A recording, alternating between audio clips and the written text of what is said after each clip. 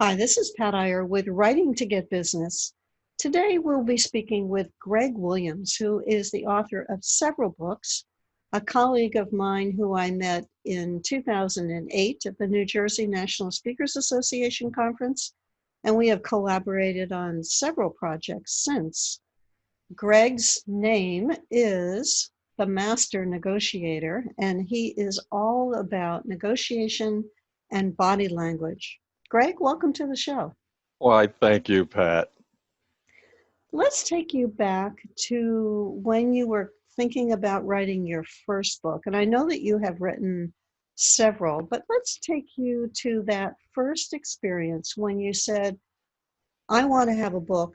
Tell us about your thought process and how you created that first book.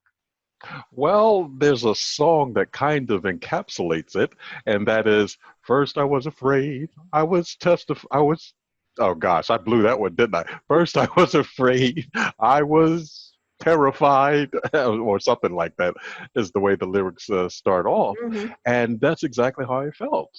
I was afraid. I was really terrified because I didn't know what the process was. And we're going back to if I remember correctly, 2005, somewhere in that neighborhood. And I had no guidance also as to what a book really should be assembled into, what thoughts should go into a book. And thus, Pat, to be quite frank with you, I do not promote my first book at all any longer, although I look at it as something that I'm proud of because it got me on the path of writing several books, seven to be exact, and working on book number eight now.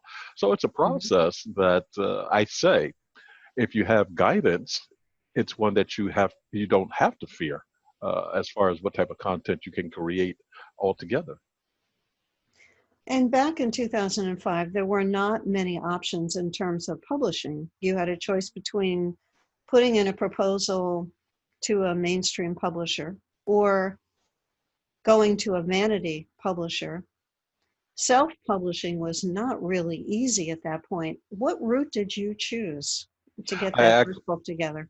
I actually had a hybrid of exactly the first two that you mentioned, a vanity publisher and self-publishing.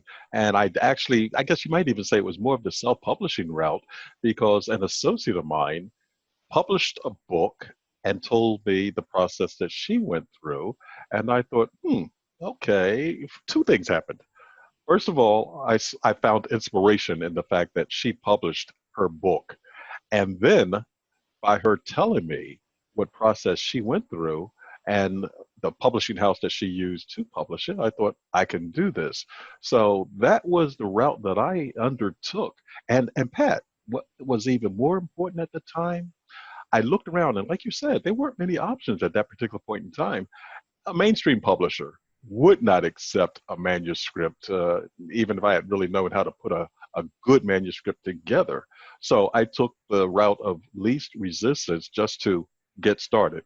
And that's the important factor. You must get started if you wish to uh, propagate the world with your intellectual property.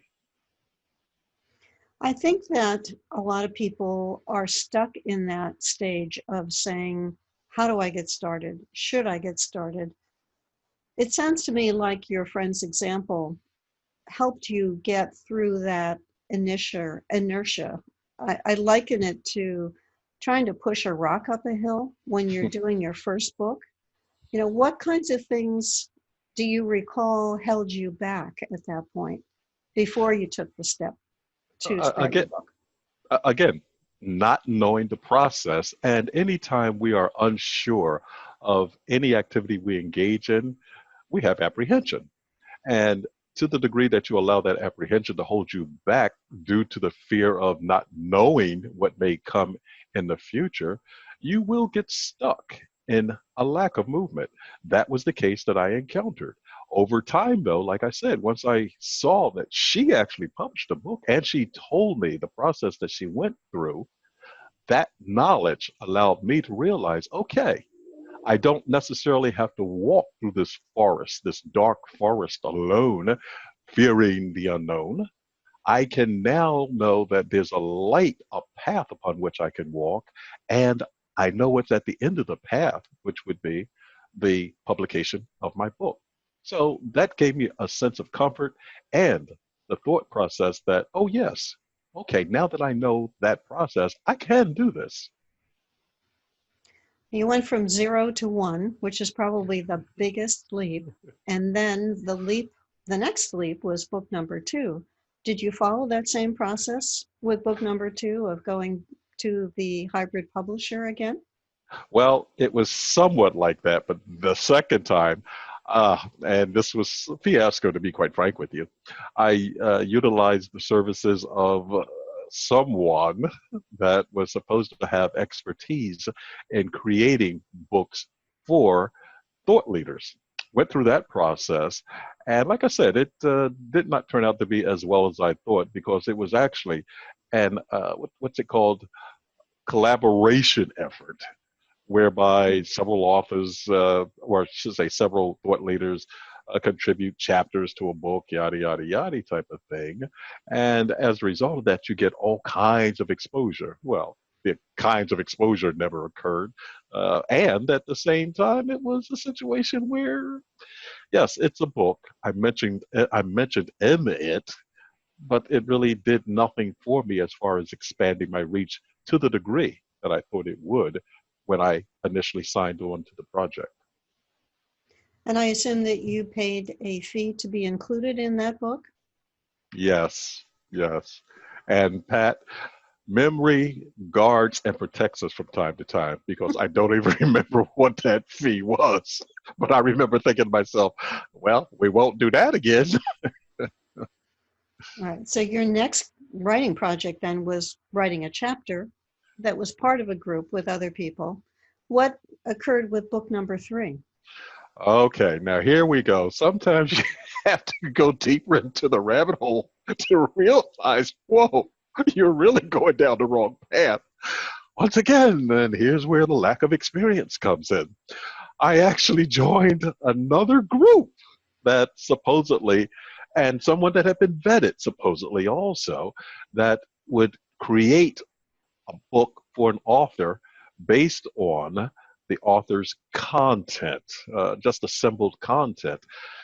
Well, they did. They were supposed to create 3 different books based on the different slicing and dicing of content, so forth and so on. I took that route and got partial content that I later had to fill in order to make the books more viable. But that was how I ended up learning all of that, which took me to book number 6, which took me all the way to book number 6. Did the books materialize? Yes, they did. They did. But again, the reach wasn't there that I expected to receive as a result of the effort I had put into creating that content. Now, I'll blame myself to a degree also because you can publish some books and then Pat, you have to market the books. And I never really did a lot of marketing. But you know what? Let me back up for a moment too, because now that I reflect upon those experiences, the one good thing that did come out of those books was the fact that I was a multiple book author. Mm-hmm. It got me on TV networks to discuss how to read body language, how to talk about negotiation strategies that were being utilized by those in the media. And I got more exposure that way. So if I reflect upon the path that I took, yes, I went down that rabbit hole, but at the same time, there was an escape door that may have been one that was more beneficial than I realized right up until the moment that I just spoke of with you. To give our listeners and our watchers are seeing this on our YouTube channel, can you give us any insights about what were the potential warning signs in that model for book 4, 5, and 6 that you could recommend people pay attention to? In other words, in hindsight, is there anything that you could see that warned you it wasn't going to turn out as well as you thought? Although it sounds like you got some great results. You got some publicity, you got some exposure, but you've expressed some unhappiness with this process, and maybe you could clear that up a little bit. Right. And it was books 3, 4, and 5, just to make a point of correction. Um, the thing that really first alerted me with that process that, oh, something may be askew here, may be negatively askew, is the fact that the principals of the organization started arguing amongst themselves, and they started emailing me to ask me to basically serve as a referee between the agreements that they had with me. And I'm thinking, uh-oh, this is not good. Sounds a little odd. Yeah, exactly. And they also wanted me to basically disown the other. And I'm thinking to myself, you guys are fighting amongst yourselves. You want me to jump in the middle as the referee. Hey, what about the project that you're supposed to be working on that I'm supposed to receive these additional books, et cetera, et cetera, et cetera? And Pat, that was when I first sensed, oh, not only is something wrong, but I'm going to have to do the extra work to actually get the finished product to the point that I need it to be. And ironically enough, also, even after the project was finished, the two sides still reached out to me to send either testimonials and things of that nature. And well, when I'm through with you, I'm through with you. And I was through with them. Right. It would not be a group that you would be endorsing wholeheartedly to other people. Not only wholeheartedly, not half-heartedly, not anything at all. No way, Jose. Exactly. And I pardon Jose for a moment there too. But yes, exactly. It's always unfortunate when partnerships break up. Somebody described to me a business partnership is like a marriage without the sex. Mm. When it is dissolving, it's just as bad as a divorce. And it's unfortunate that you got pulled into the squabble, or they Mhm. attempted to pull you into the squabble, and that affected your project to a degree. Exactly. And Pat, once again, as I reflected upon the story a moment ago and saw good in it, that's something else that I always attempt to do. See good in any situation that I'm involved in. Because if you look hard enough at bad outcomes, you'll find more to lament over. If you look instead for the positive aspects that are contained within those outcomes, you can then see better outcomes. And I learn from lessons, as most people should. And sometimes it takes me a little longer than other people, but I learn from lessons. The lessons I learned from those experiences that I cited was number one, to make sure that you go with a trusted source. And I mean a source that has been vetted, a source that you know to be viable as a result of the experience that trust has already displayed through engagements with others. And well, I can use that as a lead in to talk about exactly what happened with my sixth and seventh book. Well, let's tell our listeners about book 6. And I think if you're watching behind this, if you're watching the show on YouTube, Uh-huh. you can see this book behind Greg of Body Language Secrets to Win More Negotiations. Tell us about that book. Well, Pat, I had a wonderful contributor, a wonderful editor, a wonderful ghostwriter on that book. As a matter of fact, she worked on both of those books with me, and both of those books have now literally been republished worldwide in different languages. Now, I make that contrast between the process that I had encountered prior to that time frame, and I got a little spurt in recognition, which is what I was seeking as a result of trying to make life better for those to whom they understand and be able to negotiate better while reading body language. And Pat, that individual, seriously speaking, without her assistance, I probably would not have been able to gain the respect that the book received in the world, and I got a lot of accolades as a result of that book. And you may know her, Pat. Her name is Pat Iyer. Yes, I have some familiarity with Pat Iyer. Yes, exactly. Now, just so the listeners don't think this is a contrived infomercial or anything of that nature, I'm speaking from the heart.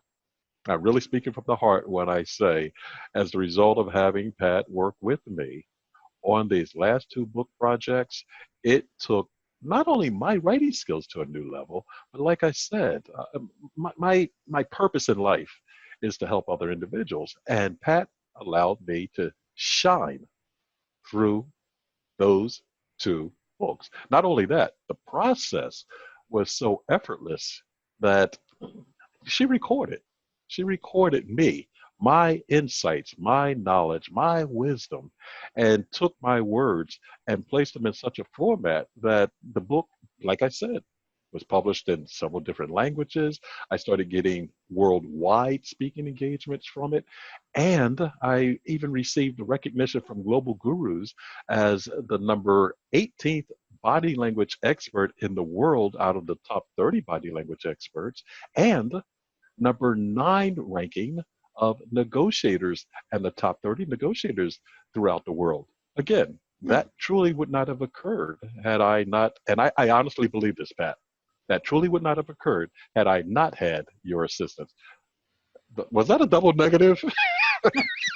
No, it was fine. I think our Okay, listeners have got it. okay.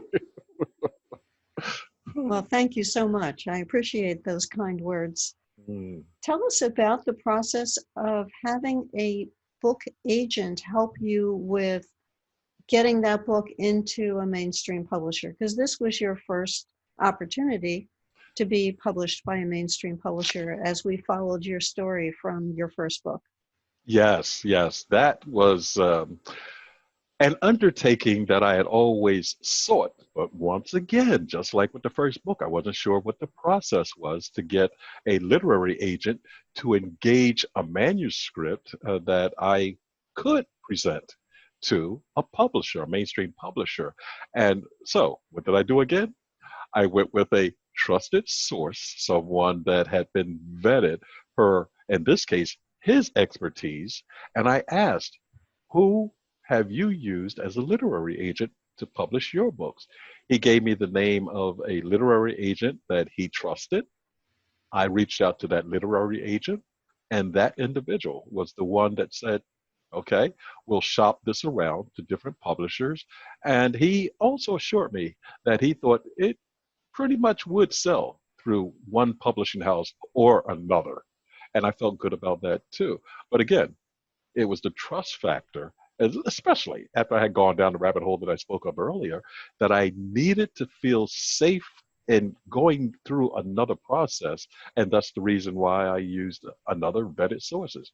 Pat, the one thing that I have learned throughout life is if you really want to get to an endpoint sooner than later, use someone, a guide as it were, that can take you through those paths that otherwise might create roadblocks for you such that you know how to avoid them altogether.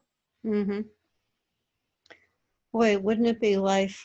Life would be different if we could live it in reverse and we could say, oh, I should have done that, and then have a chance to undo. But we only live in one direction. So you are moving ahead in another direction with another book. Can you tell our listeners about this next book? Well, first of all, let me back up because we talked about body language secrets. Then what happened with negotiating with a bully? How did that book come about? Well, negotiating with a bully came about as a result of the publisher reaching out to ask if I would write on that topic. And one thing that the publisher considered was the sign of the times. And what I mean by that was, or is, I should say, and I'm not going to wade into political waters, but there was an individual that was in leadership that had a bullying set of mannerisms, if you wish. And the publisher sensed that with my expertise, I could address how it is that people should not only interact with bullies, how they should confront bullies, and at what point in time they should confront bullies based on doing so on their time frame when they have leverage or can use other individuals to assist them with the leverage that they could apply in order to make the bully react in a less threatening manner. The publisher saw all of that within my content, from literally body language secrets to win more negotiations, and asked if I would write Negotiating with a Bully, and I obliged. And again, that was the second collaboration that you and I engaged in, and it was yet another successful collaboration. And Pat, let me back up also and say something, a comment to what you said a moment ago. Yes, it would be nice if we could live our life in reverse. And yet, and this is a mindset that people really need to pay attention to. And yet, even if we could live our life in reverse, some individuals would encounter the same problems that they encountered that may have led to horrible outcomes and go, well, you know what? I'm going to go through it again, such so that I can see if I can change it this time. No, you're living in reverse. You know what the outcome is already. The point of that story is use a trusted source, and you don't have to worry about, to the degree that you otherwise would, what the outcome will be, because that trusted source will guide you around the dilemmas that you otherwise would encounter. Yeah, trust is critical, having the right Mm, people around you. Also, what I just heard from what you said is that once the publisher was confident that you could deliver, the publisher came back to you and asked for a second book with them based on their assessment of political trends in the country at the time. So you established your ability to produce so that they trusted you to come back. In my work with Lawyers and Judges Publishing Company, I discovered that the publisher told me, you know, there are a significant number of people who send in proposals for books and they never deliver. mm, And because I'm an implementer and a doer, that was a foreign concept for me. mm. But I realized in hearing him talk about this, that this is something that plagues the publishing company. Those people who like the idea of being published more than they like the process of writing. And you established that you could give them what they needed. So that, yes, they were going to come back to you a second time. Oh, definitely so, Pat. And that deems being highlighted because a lot of times people will get into a mindset today to say, okay, I'm going to write a book and I'm going to apply 2 hours a day towards the book. And then the next day comes about, or whatever time frame it occurs in. And it's like, okay, well, I'll apply those 2 hours tomorrow. Well, a week later, I'll apply. I have a friend, literally, that has been talking about writing a book, Pat, for 20 years. For 20 years. She and I spoke about 6 or 7 weeks ago. And I said, so where does that book stand? Where's the manuscript? She said, oh, I am still putting it together.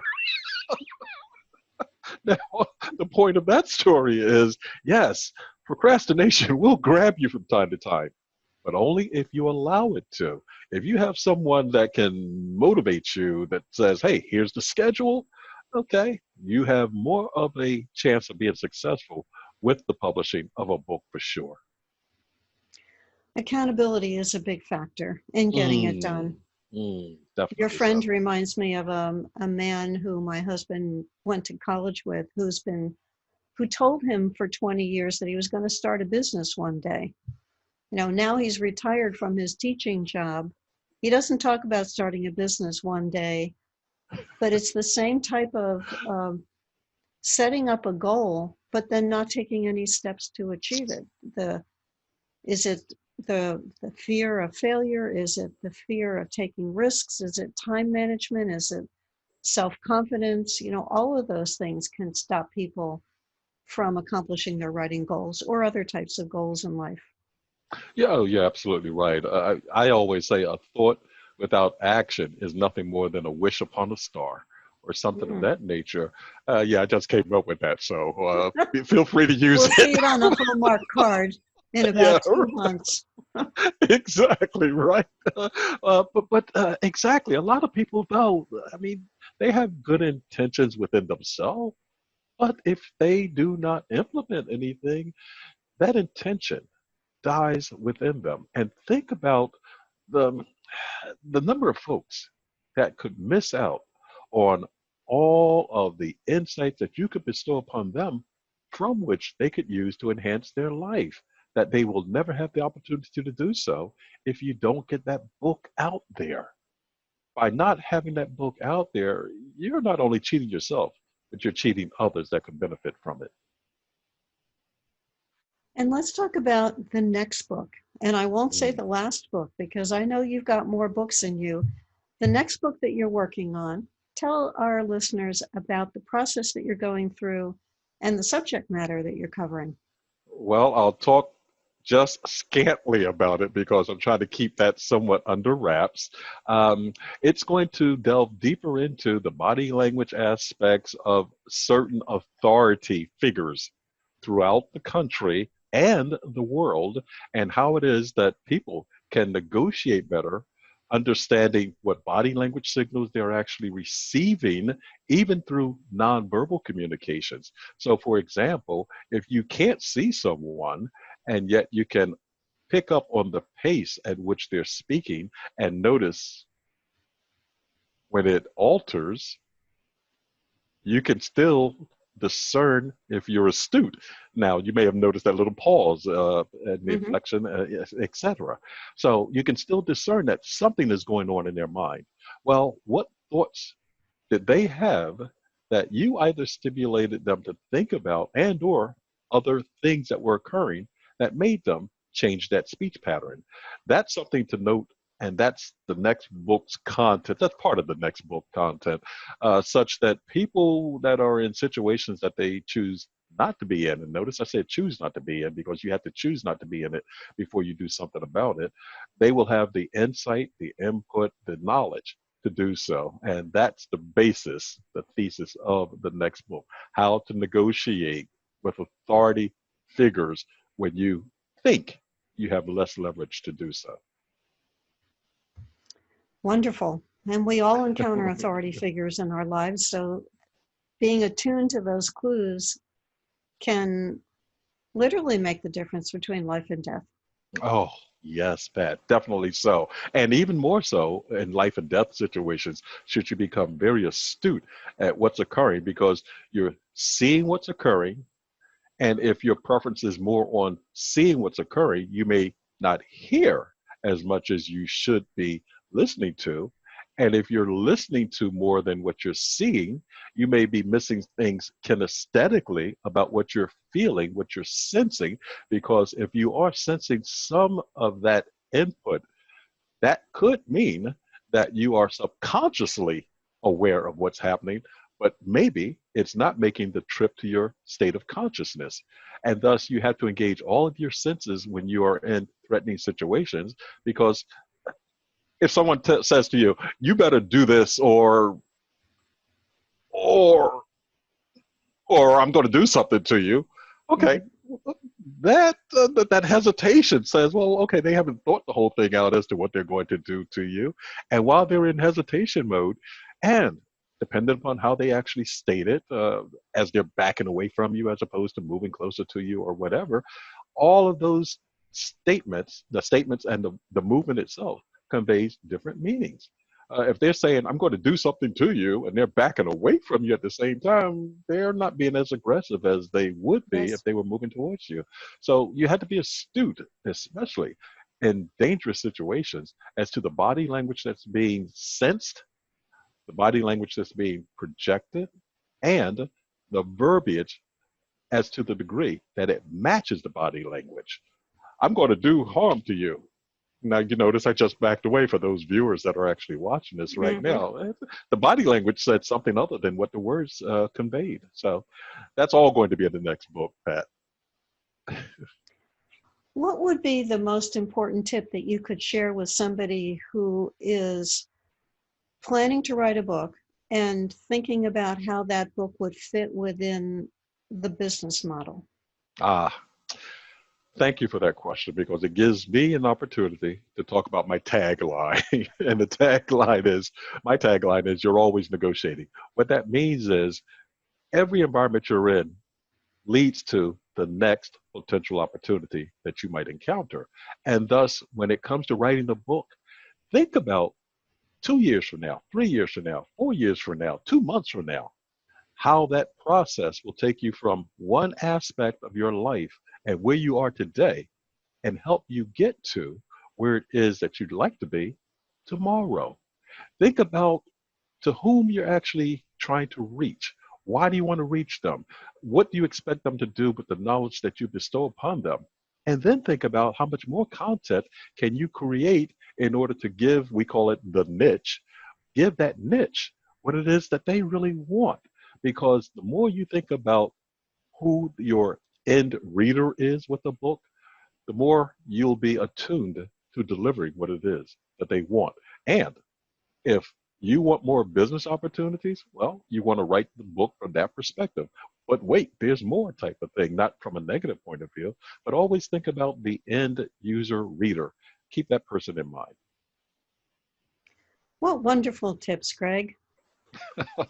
Thank you, Pat. Let me do a quick recap of some of the major points that I took away from this is that there's many different routes into publishing, and you've experienced and described several of them, including working with a hybrid publishing company, being part of a compilation book, working with a company that did some assembly of material for you and some writing of 3 books that unfortunately dissolved into a squabble between the principals of the company. You talked about working with a ghostwriter, and I helped you with 2 of your books, and that process being very easy for you because you and I went on interviews through Zoom, recorded those conversations, and then I turned them into chapters for your book. Your publisher was very pleased with the work that you produced. Those books have been translated into different languages and are being sold around the world, and that has increasingly elevated your perception in the marketplace as an expert in body language and negotiation. And not being content with stopping with 7 books, you're working on number 8 now on a related topic of body language. You've stressed to our listener that if you've got a book inside you, you're doing the world a disservice by not sharing your knowledge because there are people who need that information right now. And if it's trapped inside your head, it's not helping them. And the last point I think that is probably the strongest is to think strategically when you're picking your subject matter for your book. What is that going to do for your business? It's a topic that you're going to be living with for a long time. So make it a strong one that can then translate into other opportunities. How'd I do, Greg? Was that good? My goodness. OMG, for sure. And what I was going to say was, my gosh, you literally just displayed your ability right there to recapsulate content, information, and then give it back in such a succinct manner that publishers just love the outcome that you produce. I mean, and that wasn't um, faked. It wasn't. What's the other word I'm looking? What's the other word I'm looking for, Pat? Pre-planned? Bam! Exactly. Now you see how well. Again, this is not pre-scripted or anything, but Prescriptive. yes, but no. That It you was you hit not. the word. Yeah, exactly. And that's the point that I've been making all along of having someone that's viable, someone that not only understands the publishing side of books or book publishing side, but someone that gets you, that understands when you say one thing, you really mean something differently and can more eloquently phrase it in a manner that makes it flow and have a greater impact on the reader. So there it was, right there for sure. And I'm not saying this as an infomercial or anything of that nature at all. But hey, they say, if the truth is the light, let the light shine. Bam, there it is. How can our listeners find out more about you, Greg, so that they can bask in your light? OMG. I love that too. I They couldn't can reach me. resist. Okay. I could be I could be reached at themasternegotiator.com via my website. I can also be reached via phone at 609-369-2100. That's 609-369-2100. And via email at Greg, which is GREG, at the THE master, MASTER, negotiator, NEGOTIATOR.com. Thank you, Greg. I appreciate you being on the show. This has been Pat Iyer talking with Greg Williams about his books, his writing experience in different models. And I appreciate you, the listener, spending the last 30 minutes or so with us, getting some insight from Greg as we've been talking about book writing. This has been Writing to Get Business with Pat Iyer and Greg Williams. Thank you, Pat. And remember, you're always negotiating.